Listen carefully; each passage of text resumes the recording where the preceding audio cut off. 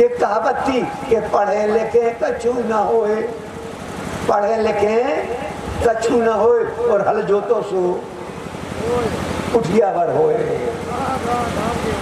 तो पढ़ने के लिए जाते नहीं।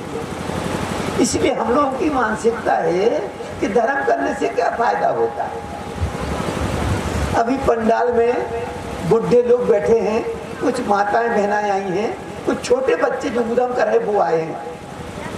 कोई 12 साल के बच्चे आए, 10 साल के बच्चे आए, 15 साल के बच्चे आए। क्यों? और नहीं आए तो क्या उनकी मम्मी ने उनको डांटा है कि बेटा कार्यक्रम चल रहा है जाओ? और 5 साल का बच्चा स्कूल जाना शुरू करते हो, स्कूल में नाम लिखवा देते हो और मम्मी आज हमको स्कूल नहीं जाना है, तो क्या करती है मम्मी?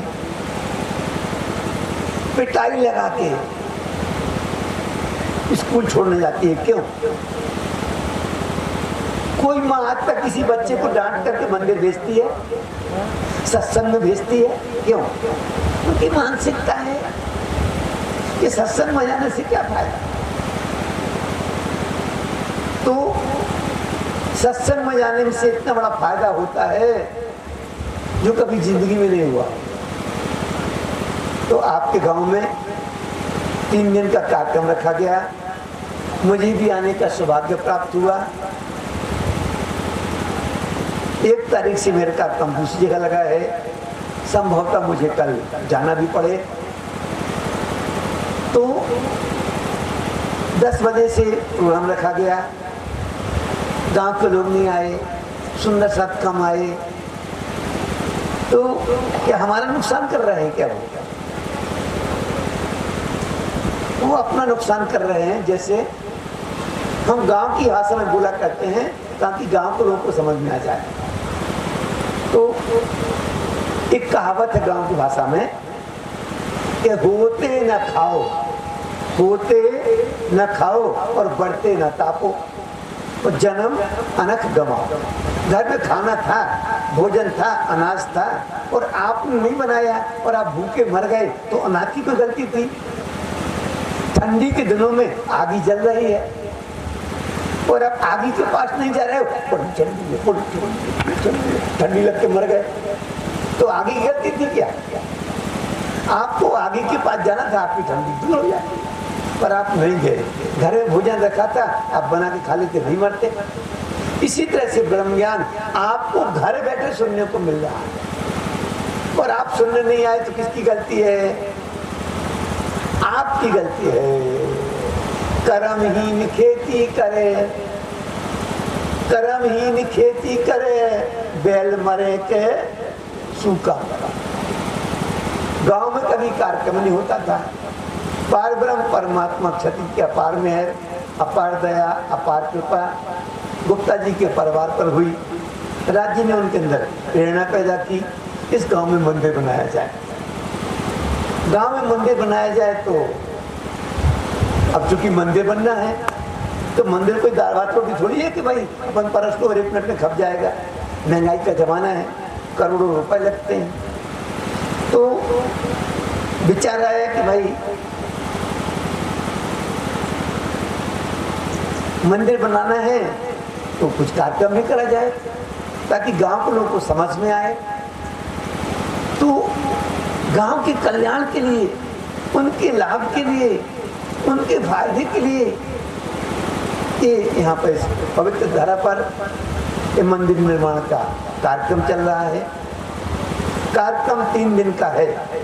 जितनी ज़्यादा संख्या में हम आएंगे, चर्चा को सुनेंगे, जो विद्वान लोग जैसे हमारे माननीय श्री विंध्याचल जी महाराज आए हुए हैं, ठाकुर साहब आए हुए हैं, तो चर्चा सुनने का आपको सौभाग्य प्राप्त होगा। पर कब? जब पंडाल में आप लोग ज़्यादा से ज़्यादा संख्या में आएँ, शांति का सहयोग दें, अच्छे से बैठें, जो निर्देश दिए जाएं उन निर्देशों का पालन करें। तो सबसे पहले एक बात, मेरा पहला दिन है, जो हमारे लाइटर वर्कर हैं वो तो उनको करंट न लग जाए ना, इस डर से बेचारे चप्पल पहन के काम करते हैं लाइट का, ठीक है ना। ये पंडाल है, पवित्र धरा है। हम लोग जब पंडाल में बैठे हैं तो जूते चप्पल को पंडाल के अंदर पहन करके ना, जूते चप्पल को जहाँ हमारी दरी बिछी, जहाँ तक दरी बिछी उसके बाहर एक जगह कहीं पर उतार करके आएंगे। जूते चप्पल को चुरा के ले जाएगा नहीं। एक बार एक मौलवी साहब थे, उनका एक शागिर्द था, दोनों साथ में गए एक मस्जिद में। मौलवी साहब के जूते थोड़े महंगे थे, महंगे जूते थे, बाहर उतार दिए, नमाज पढ़ने अंदर गए, नमाज पढ़ रहे थे खुदा की, और बार बार लोगों को देख रहे थे जूते रखे हैं कि नहीं रखे हैं। उनका सेवक समझ गया कि मौलवी साहब का दिमाग नमाज पढ़ने में नहीं लग रहा है, दिमाग कहाँ रखा है। उसने जूते उठाए दोनों मौलवी साहब के और बगल में दबा लिए, यहाँ बाजू में दबा लिए। और जैसे ही मौलवी साहब ने दोबारा देखा तो अल्लाह के जिक्र में फिक्र न करना, अल्लाह के जिक्र में फिक्र न करना, बगल में दावे अल्लाह। बोले हमने बगल में दाब ली, चिंता मत। समझ में आई भाई? कहते हैं जूते चप्पल चोरी चले जाए फायदा होता है, सनीचर उतर जाता है, नए आते हैं। बोलो जिसी चप्पल चली जाएगी चोरी नहीं पहनेंगे। फिर भी अगर चप्पल की चिंता हो तो थैला लेके साथ में आना, अच्छी लगती है। इसलिए पंडाल के आसपास चप्पल नजर नहीं आना चाहिए, ठीक है, पहली बात। दूसरी बात, चर्चा सुनने से पहले, आज पहला दिन है, आप लोगों को शायद सत्संग का महत्व पता नहीं है, तो चर्चा तो शुरू करेंगे हम, पर पहले 10 मिनट आपका लेंगे सत्संग के महत्व के बारे में, ताकि आप लोग जान जाओ तो अगले पंडाल में, अगले सत्र में अपना समय छोड़ करके सत्संग में आओगे, क्योंकि अपन सत्संग का महत्व जानते नहीं। 5 मिनट का सत्संग हमारे जीवन को बदल सकता है। 2 घंटे का नहीं, 4 घंटे का नहीं, 6 घंटे का नहीं, 5 मिनट अगर सत्संग को अच्छे ढंग से सुन लिया जाए और हमारे समझ में आ जाए तो उतने में हमारा काम हो सकता है। तो सबसे पहले मैं सत्संग के महत्व को समझाने का प्रयास करूंगा, इसके बाद मैं पुनः चर्चा के ऊपर आऊंगा। सत्संग के महत्व के बारे में आजकल के जो हमारे नौजवान भाई है ना, इनको धर्म में कोई इंटरेस्ट नहीं है। इनसे धर्म की बात की जाए ना तो तर्क वितर्क करेंगे। तो एक महात्मा जी थे, बेचारे लोगों को बुला रहे थे हमारी तरह। गांव में प्रोग्राम चल रहा था, गांव के लोगों को आह्वान कर रहे थे कि आप लोग आइए, पंडाल में बैठिए, सत्संग सुनना चाहिए, धर्म करना चाहिए। एक नौजवान लड़का खड़ा हो गया, बोले महाराज जी आपसे एक प्रश्न करना है। महाराज जी बोले बेटा करो। लड़के ने प्रश्न किया कि महाराज जी हर चीज का टाइम होता है, बैंक कितने बजे खुलता है? बैंक कितने बजे खुलता है? 10 बजे। कितने बजे बंद होता है? 4 बजे। स्कूल कितने बजे खुलता है? दुकान पर भी टाइम लिखा होता है, दुकान खोलने का समय सुबह 8 बजे से रात को 8 बजे तक। बोले हर चीज का टाइम होता है। और आपके धर्म में, आपके वेद शास्त्रों में कहीं सत्संग सुनने का टाइम का भी निरूपण है कि नहीं है? तो महात्मा जी बोले बेटा है, सत्संग सुनने के समय का भी निर्धारण है। निर्धारित समय गोस्वामी तुलसीदास जी ने लिखा है रामायण के अंदर। इसमें गोस्वामी तुलसीदास जी ने रामायण में लिखा है कि एक घड़ी आधी घड़ी, आदि में पुन आद, संगत कर सो साधुनी, कटे कोट अपराध। एक घड़ी 22.5 मिनट की होती है। तुलसीदास जी क्या कहते हैं कि आदमी को अपने जीवन में 24 घंटे होते हैं रात दिन के मिला करके। 23 घंटे कितने? 23 घंटे 38 मिनट माया में लगा दो। कितने? 23 घंटे और 38 मिनट माया में लगा दो। अब कितने बचे? 22 मिनट। 22 मिनट रोज परमात्मा की भक्ति करना चाहिए। बोलो ज्यादा है? 24 घंटे में 22 मिनट परमात्मा के लिए निकालना ज्यादा है? पर हो सकता अपन को वो भी ज्यादा लगता हो। तो धर्म बहुत लचीला होता है, धर्म के सिद्धांत बहुत लचीले होते हैं। धर्म वो नहीं है कि बच्चे ने स्कूल में बच्चे ने नहीं पढ़ा तो मास्टर क्या करता है? डंडे से पिटाई लगाता है। पर आप पंडाल में आ गए, ठीक से नहीं बैठते हो तो कोई महाराज जी आपको डंडा मारते हैं क्या?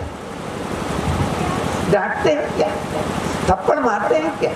धर्म तो प्रेम का, स्वार्थ का विषय है। इसलिए धर्म बहुत लचीला होता है। धर्म और छूट देता है।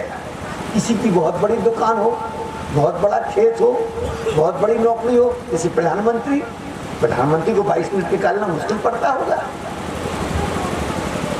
तो धर्म कहता है एक घड़ी आधी घड़ी। अगर 22 मिनट का टाइम बच्चा भी सुनेंगे वो कुर्सी पर बैठ लेंगे।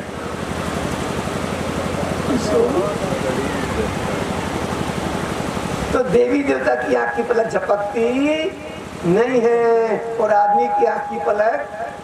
बात समझ में आ गई? 5 मिनट में बात समझ में आ गई। चोर को समझ में आ गई। चोर चला गया, चोर चला गया। अब वो खूब चोरी करने लगा। बोले दवाई मिल गई चोरी करने की, कितने भी पाप करो 5 मिनट की सत्संग सुन लेंगे पाप कट जाएंगे।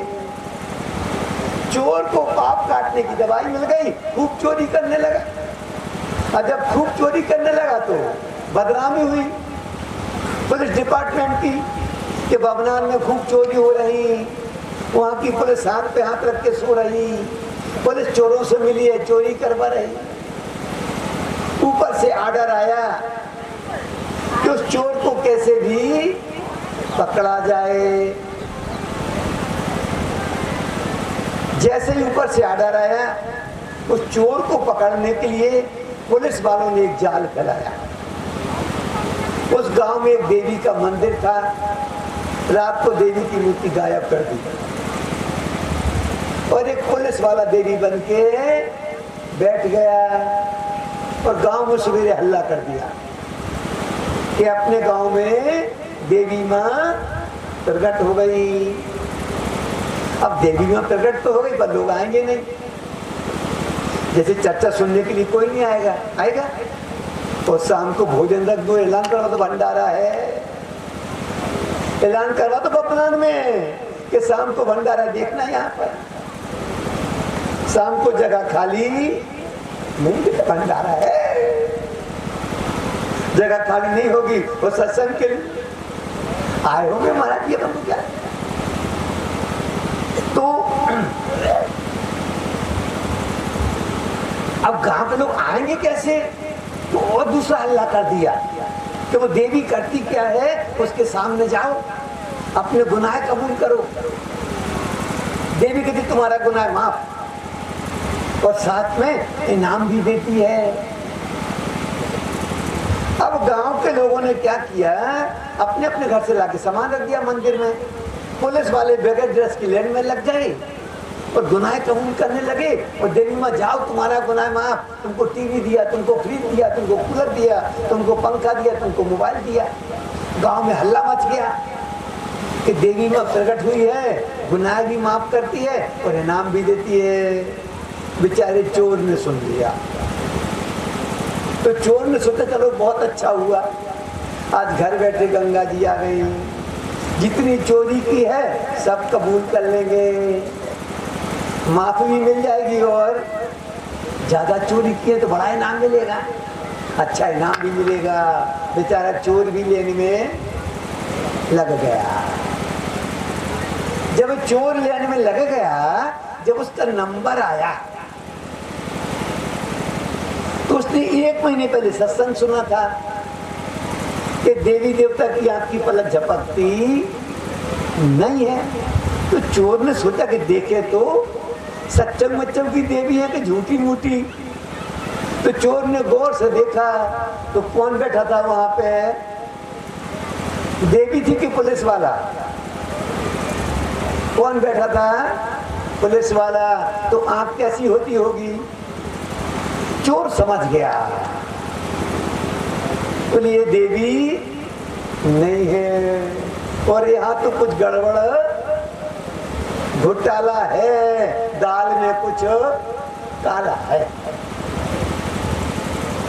चोर सावधान हो गया। चोर ने, देवी माँ बहुत अच्छा हुआ आप मेरे गांव में प्रकट हो गई, पर मैं क्या करूं, मैंने आज तक कुछ किया ही नहीं। माफी किस चीज की मांगू? चोर सटक गया, पकड़ में आया नहीं। दोबारा कोई लेन में लगेगा? लेन खत्म हो गई। मूर्ति उठा के वहीं रख दी गई। पुलिस वाले अपने घर चले गए। अब 2-4 दिन में गांव में हल्ला हुआ कि गांव में कोई देवी में प्रकट नहीं हुई थी, वो तो चोरी बहुत हो रही थी। उस चोर को पकड़ने के लिए पुलिस वालों ने जाल फैलाया था। ये बात किसने सुनी? उस चोर ने। तो चोर कहता, ओहो, एक दिन मैंने 5 मिनट का सत्संग नहीं सुना होता तो मुझे ये बात पता नहीं होती। मैं अपने गुनाह कबूल कर लेता, मुझे पुलिस पकड़ लेती, डंडे भी मारती, और कहाँ जाना पड़ता? जेल भी जाना पड़ता। तो चोर सोचता है कि ओहो, एक दिन 5 मिनट सत्संग सुना था तो आज पुलिस के डंडों से बच गए, जेल जाने से बच गए। अगर सारी जिंदगी सत्संग सुना जाए तो 84 लाख की। श्री प्राणनाथ प्यारे की जय। चोर ने चोरी करना छोड़ दिया और चोर साधु बन गया। 5 मिनट के सत्संग ने चोर का जीवन बदल दिया। मेरी बात समझ में आ गई? इस तरह से 5 मिनट का सत्संग आपके जीवन को बदल सकता है। ये तो 3 दिन का है। अगर आप लोग समाज से आते हो और 3 दिन का सत्संग सुन लो तो आपका तो बेड़ा भाव से नो डाउट, कोई डाउट ही नहीं। 3 दिन में आपका बेड़ा भाव से पार हो सकता है। अगर मेरी बात का विश्वास ना हो तो बीतक में एक प्रसंग आता है इसका। बीतक में एक प्रसंग आता है कि जब सेजी साहब जी जागरण करते हुए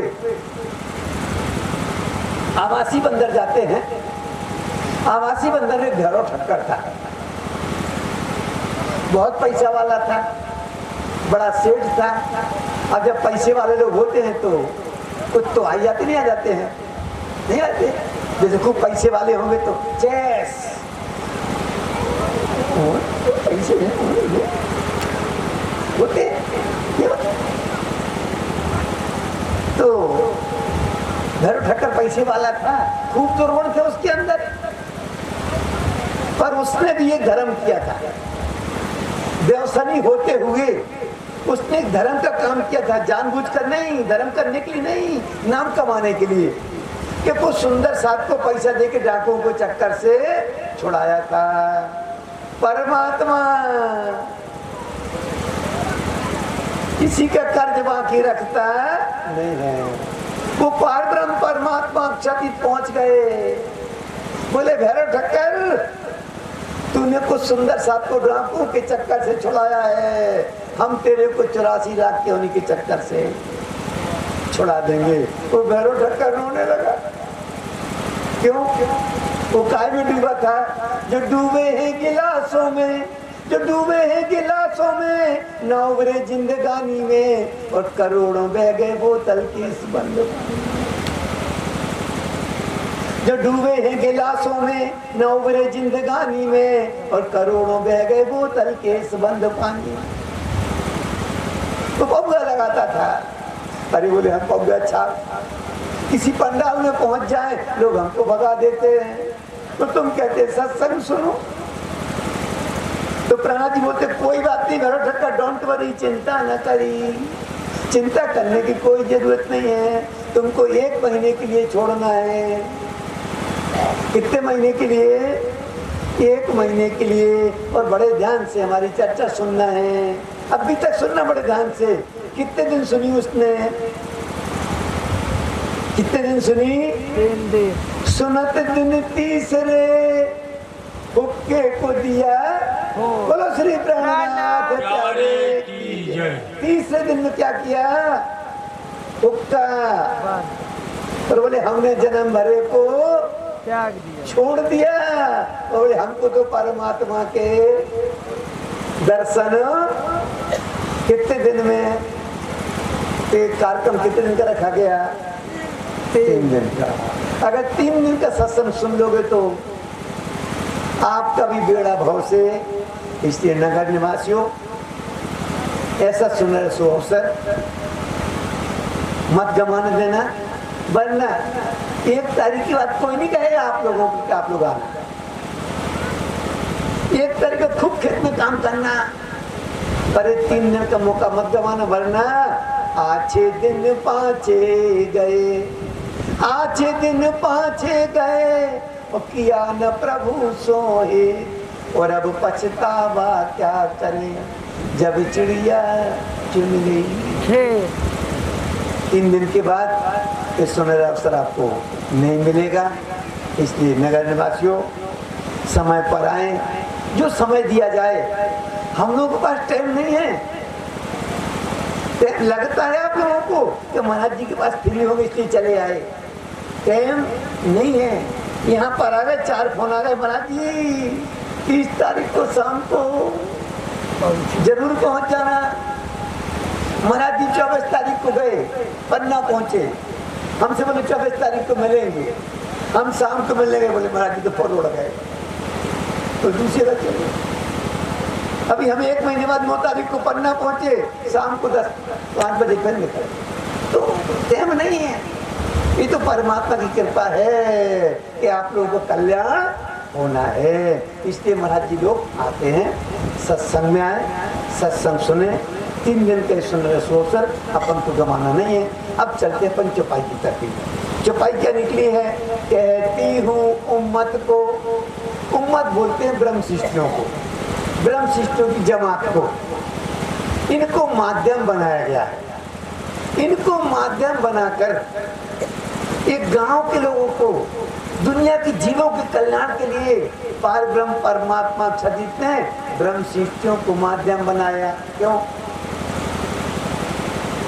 माया माहे न कहवा ये वाणी, पर सात माटे कहवाणी, ये पार का ज्ञान है वाणी मेरे, क्योंकि न्यारी जो संसार निराकार के पार थे, 3 पार थे ऊपर। दुनिया के लोग पीपल के पेड़ को परमात्मा मान के पूजा करते हैं, तुलसी के पेड़ को परमात्मा मान के पूजा कर रहे, शंकर जी की बटैया की पूजा कर रहे, हमारे तुम्हारे द्वारा बनाई मिट्टी की मूर्ति की पूजा कर रहे, नहीं कर रहे।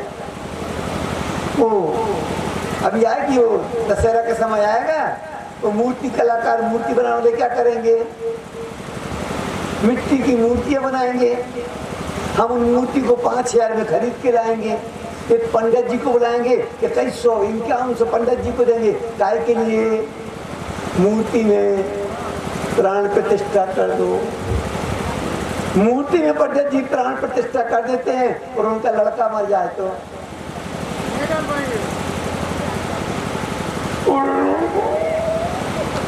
बोलो, मूर्ति में प्राण प्रतिष्ठा कर सकते हो तो लड़के मिल जाओगे, कर सकते हो।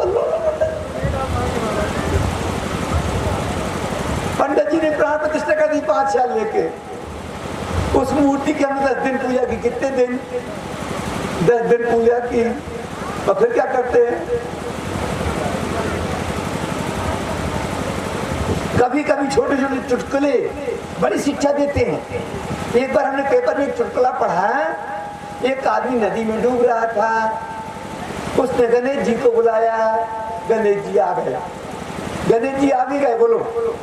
वो आदमी नदी में डूब रहा था, गणेश जी को बुलाया, गणेश जी बचा लो, गणेश जी आ गए। और गणेश जी नदी के किनारे डिस्को डांस करने लगे। अब वो आदमी चला, गणेश जी बचाओ, हम डूब रहे, मर रहे, बचाओ। हमने बचाने के लिए बुलाया, तुम तो डांस कर रहे। तो गणेश जी बोले, भैया जब गणेश चतुर्थी आती है तो लोग हमको भी कैसे करते हो? चौथ को बिठा लेते हो, 10 दिन खूब पूजा करते हो, खूब मिठाई छनवाते हो, गणपति मोरिया आधो लड्डू तो फिर क्या करते हो? गाड़ी में रखते हो, बढ़िया गाजीबाजी से ले जाते हो समुद्र के किनारे और हमको डुबाते हो और हम डूबते हैं, तुम नाचते हो। आज तुम डूब रहे राज्य महाराज। तो हम लोग परमात्मा को जानते नहीं है। अब हम संसार में कहें कि ये परमात्मा नहीं है तो आदमी को लगे पन्ना जी के महाराज दिया है। हमारे तुलसी की पेड़ को कहते थे परमात्मा नहीं है। अब तुलसी का पेड़ अगर परमात्मा होता तो अभी कोरोना फैला था, कोरोना तो कोई ने दवाई बता दी, भैया तुलसी के पत्ते की चाय बना के पीना ठीक हो जाए। अपने तुलसी के पत्ते को तोड़ा, परमात्मा के पत्ते को उबाला, पी गए। ये सच्चाई है। इसलिए पारब्रह्म परमात्मा सचित ने दुनिया के जगत जीवों को माध्यम बनाया कल्याण के लिए। ब्रह्म शिष्टियों को कहती हूँ उम्मत को, अपनी ब्रह्म शिष्टियों को कहा जाएगा, पर किसको मिल जाएगा? हम इस बात को समझाने के लिए गांव के दृष्टांत दिया करते हैं ताकि गांव के लोगों को बात समझ में आ जाए। किसान अपने खेत में गेहूं बोता है, बीज की दुकान से बहुत ऊंची क्वालिटी का बीज लेके आता है और खेत में बो देता है। बताओ वो दुकान में खरपतवार खरीदने गया था कि बीज खरीदने गया था? किसान जब बीज खरीदने जाता है तो क्या खरपत खरीदने जाता है कि बीज खरीदने जाता है? बीज खरीदता है कि नहीं खरीदता है? और खेत में बोता भी क्या है? इसके बावजूद भी उस खेत में खरपतवार हो जाते हैं। किसान अपनी फसल को पानी लगाता है कि खरपतवार को? किसान पानी किसको लगाता है? फसल को। वो लोग खरपतवार को पानी मिलता है कि नहीं मिलता? ठीक उसी तरह से परमात्मा ने अपनी ब्रह्म सृष्टियों को बीज के रूप में संसार में बो दिया और ये पार का ज्ञान लेकर के ब्रह्म सृष्टियों के वास्ते कह रहे हैं। पर फायदा किसको होगा? जो गांव के लोग इस पंडाल में आ जाएंगे, इस चर्चा को सुन लेंगे, उनका बेड़ा भाव से पार। इसलिए पार ब्रह्म परमात्मा सचित ने दुनिया के जगत जीवों के कल्याण के लिए ब्रह्मात्मा को माध्यम बनाया बीज के रूप में। तो भवनान तो बहुत बड़ा है, पर सुंदर साथ कितने ज्यादा नहीं होंगे। पर जब हम खेत में गेहूं बोते हैं ना तो 2 बोरा बोते हैं क्या? कितना बोते हैं? थोड़ा सा। और फसल कितनी होती है? बोलो श्री प्राणनाथ प्यारे की जय। ऐसे बीज रूप में ब्रह्म सृष्टियां हैं तो फसल पूरे भवनान का कल्याण हो जाएगा। ऐसे पूरी दुनिया में ब्रह्म सृष्टियां तो कम है, पर बीज रूप में परमात्मा ने वही है, इनके माध्यम से दुनिया के जगत जीवों का कल्याण हो जाएगा। इसलिए कहती हूँ उम्मत को, सुन से सब संसार। पर क्या होगा? सुनसी मतलब सुनेंगे। कौन सुनेगा? सारा संसार। जैसे अभी आपको दृष्टांत दिया, लड़के ने प्रश्न किया था कि वेद शास्त्रों में सत्संग का टाइम निर्धारित है, महात्मा जी समझा किसको रहे थे? उस लड़के को। पर सुन किसने लिया? चोर ने। बोलो फायदा किसको हुआ? उस लड़के को, चोर को। फायदा किसको हो गया? ऐसे दुनिया के लोग जो चर्चा सुन लेंगे उनको इसका फायदा मिल जाएगा।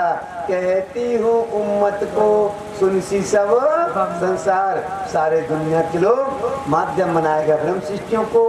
ठीक है, कोई बात नहीं, घर में बैठे रहो, माइक से तो सुनोगे नहीं सुनोगे, रात को पढ़े पढ़े समझ में आएगा कि चर्चा तो आज तक कभी हमने सुनी नहीं थी, जो सुनने को मिली है कल जरूर आओ।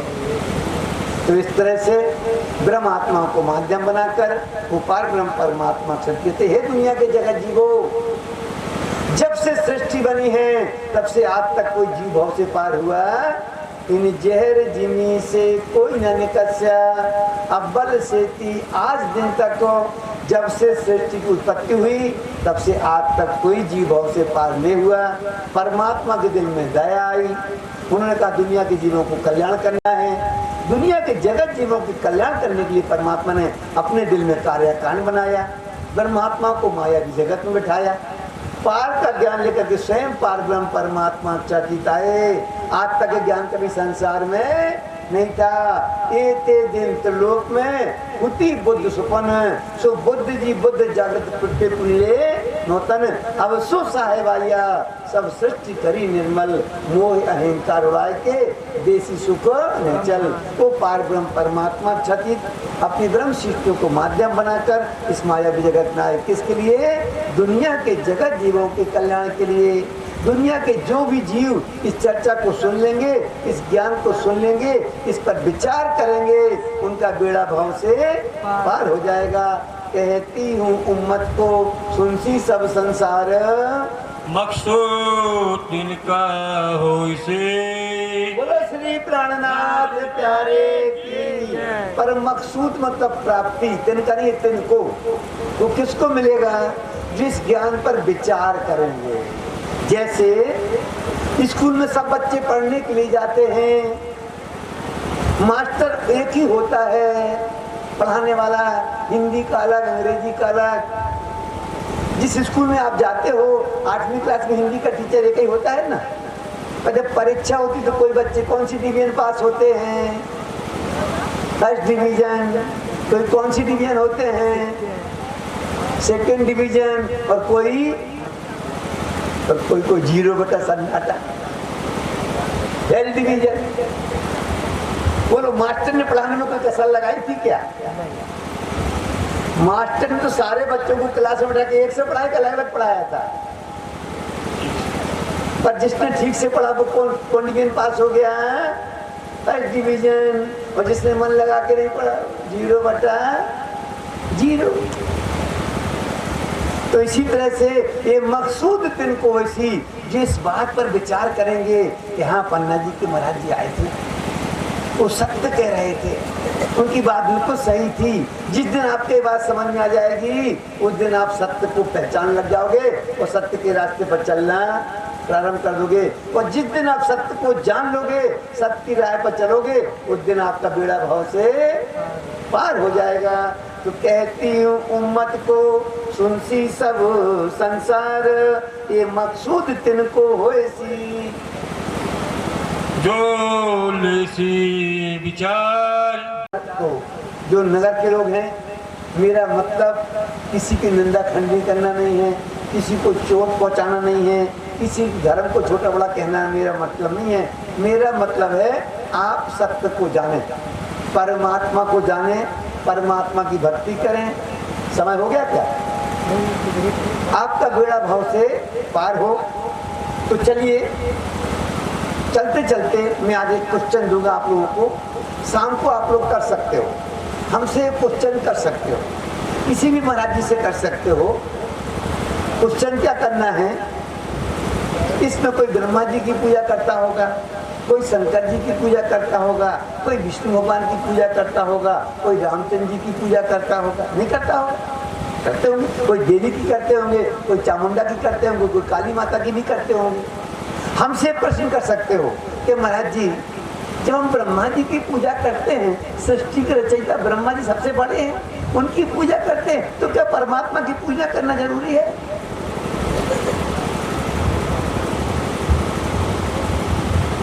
तो अगर आप कल्याण करना चाहते हो तो परमात्मा को जानना मस्ट बी कंपल्सरी। परमात्मा को जानना कंपल्सरी है। क्यों? कुछ पढ़े लिखे बच्चे बैठे हुए हैं। हमारे जमाने की बात है, जब हम पढ़ते थे, हमारे जमाने में पेपर आता था। पेपर कैसा आता था? पेपर में 10 क्वेश्चन होते थे। कितने क्वेश्चन होते थे? 10। 100 नंबर का पेपर होता था। एक क्वेश्चन के 20 नंबर होते थे। उस पर लिखा होता नोट। इस प्रश्न पत्र में से कोई 5 प्रश्न हल करना है। कितने करना है? पेपर में क्वेश्चन कितने आए? 10। करना कितने हैं?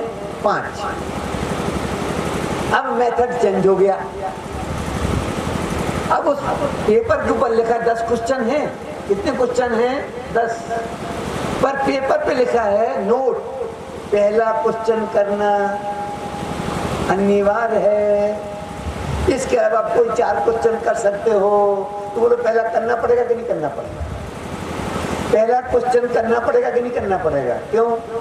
पेपर पे लिखा हुआ है कि पहला प्रश्न हल करना अनिवार्य है। इसी तरह से थोड़ी सी चर्चा में बता दें कि परमात्मा को जानना क्यों जरूरी है। आप हमसे प्रश्न कर सकते हो, इसलिए हम पहले जवाब दे दें ताकि आपके प्रश्न की संतुष्टि मिल जाए। फिर बाद में प्रश्न भी कर सकते हो करना चाहो तो। क्या परमात्मा को जानना कंपलसरी है? नहीं जानो? परमात्मा को जानना कंपलसरी क्यों है? थोड़ी सी बात बता दें, आपको समझ में आ जाएगा। आप भी जवाब देना, ठीक है, ताकि हमको समझ में आए कि आप लोग सुन रहे मेरी चर्चा को। किसी आदमी ने किसी का खून कर दिया, पुलिस ने उसको पकड़ लिया और उसके ऊपर केस चला और 2 गवाह मिल गए चश्मदीद, और सेशन कोर्ट ने उसको फांसी दे दी। अगर आदमी को ये ज्ञान नहीं है कि ऊपर हाई कोर्ट होती है और हम जाएंगे तो बच सकते हैं, तो क्या वह हाई कोर्ट जाएगा क्या? अगर ज्ञान नहीं है तो हाई कोर्ट नहीं जाएगा। सेशन कोर्ट के फैसले को मान करके फांसी पे लटक जाएगा। चढ़ जा बेटा सूली पर उसे ज्ञान है कि नहीं अभी हाई कोर्ट जा सकते, तो कहां जाएगा? खून किया है, पता है मैं खूनी हूं, कभी खेत बेचेगा, मकान बेचेगा, कहां जाएगा? High court. हाई कोर्ट ने देखा कि नीचे के कोर्ट का फैसला बिल्कुल सही है और हाई कोर्ट ने भी फांसी दे दी। अब हाई कोर्ट ने फांसी दे दी, उसे सुप्रीम कोर्ट का ज्ञान नहीं है तो फांसी पे लटक जाएगा, और सुप्रीम कोर्ट का ज्ञान है तो कहां जाएगा? सुप्रीम कोर्ट ने भी फांसी दे दी, अब कोई कोर्ट है क्या? एक आदमी ने खून किया, 3 कोर्ट ने फैसला दिया कि इस आदमी को फांसी पे लटका दो, अब कोई कोर्ट है? अब योगी जी के पास चले जाओ, योगी जी आप उत्तर प्रदेश के मुख्यमंत्री हो, हमने आपको वोट दिया था, हम आपकी पार्टी के आदमी, हमको बचा लो। तो क्या योगी जी बचा सकते हैं? बोलो बचा सकते हैं? प्रधानमंत्री के पास चले जाओ, नरेंद्र मोदी जी के पास, मोदी जी हमने खूब प्रचार किया था, आपको खूब वोट दिलवाए थे, प्रधानमंत्री हमने बनवाया, बचा लो, आपकी पार्टी के आदमी। बोलो नरेंद्र मोदी बचा सकता है? बता सकता है, पर जिसको जानते ही नहीं, जिसका नाम ही पता नहीं है, वो कौन है? राष्ट्रपति। उसके पास चले गए और प्राणदान की भीख मांग ली और उसको दया आ गई तो क्या करेगा? 3 कोर्ट के फैसले को रिजेक्ट करके कौन छोड़ सकता है? मेरी बात समझ में आई? इसी तरह से जीव, मैं नहीं कहता हूँ, रामायण के अंदर लिखा हुआ है, गोस्वामी तुलसीदास जी ने लिखा है कि कर्म प्रधान विश्व रचि राखा, कर्म प्रधान विश्व रचि राखा, जो जस कर्म करे सो तस फल चाखा। कर्मों का बंधन इतना विचित्र है। 14 लोक के ब्रह्मांड के अंदर किसी भी देवी देवता को कर्मों के बंधन से छोड़ने का जीव को अधिकार नहीं है। ये अधिकार किसको है? खाली वनली फॉर राष्ट्रपति को है। जैसे जज ने फांसी दे दी, फांसी पर लटकाने कौन आता है भैया? जल्लाद। अब जल्लाद से आप रोज साहब छोड़ दो, आज के बाद कभी नहीं करेंगे, एक बार छोड़ दो। क्या जल्लाद छोड़ सकता है? उसको ड्यूटी काय की है? खाली फांसी पे। ऐसे 14 लोक के ब्रह्मांड के नायक आपके कर्मों का दंड आपको दे सकते हैं, पर कर्मों के दंडों से छोड़ने का इनको पावर नहीं है। ये पावर किसको है? खाली वनली फॉर पारब्रह्म परमात्मा अक्षरातीत को है। इसलिए अगर भाव से पार होना चाहते हो, अपने जीव का कल्याण करना चाहते हो, तो परमात्मा को जानना कंपल्सरी है। क्योंकि करनी कर्म कछु न रखया, करनी कर्म कछु न रखया, धनी बड़े कृपाल, सुबुद्धि जिए मार्या, त्रिलोकी का काल।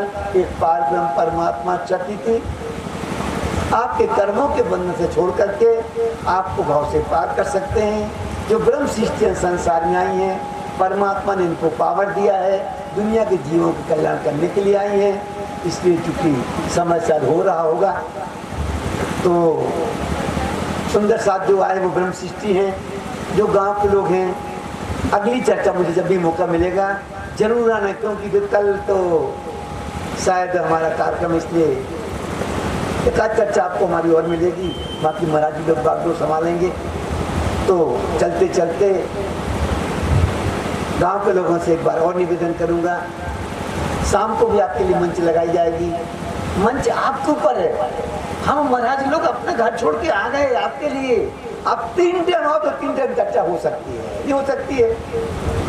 आना आपको है, पंडाल में बैठना आपको है, आपके कल्याण के लिए कार्यक्रम हो रहा है। धाम धनी के दरबार में कमी कछु की नाही, और कमी हमारे भजनन में ताते पावत नहीं। परमात्मा को पाना चाहते हो, अपना कल्याण करना चाहते हो, इतना अच्छा मौका देखो। आपके लिए कितनी फर्स्ट क्लास की दरी बिछी है, पंखे लगे हुए हैं, घर में इतनी सुविधाएं आपको नहीं मिलेंगी, कुर्सी लगी हुई है, सारी व्यवस्थाएं हैं। खाली कमी आपकी है। समय से आप आइए। महाराज जी लोग बैठे हुए हैं, विंध्याचल जी महाराज जी हैं, हम हैं। ज़्यादा से ज़्यादा आपके कल्याण के लिए आपका प्रयास करेंगे। तो जो भी अपना कल्याण करना चाहते हैं, श्री राज नित्य कहवे करो, श्री राज नित्य कहवे करो, जो चाहत हो कल्याण। और कबहू तो जनक पड़ेगी दीन दयाल के कान। अगर अपना कल्याण करना चाहते हो, परम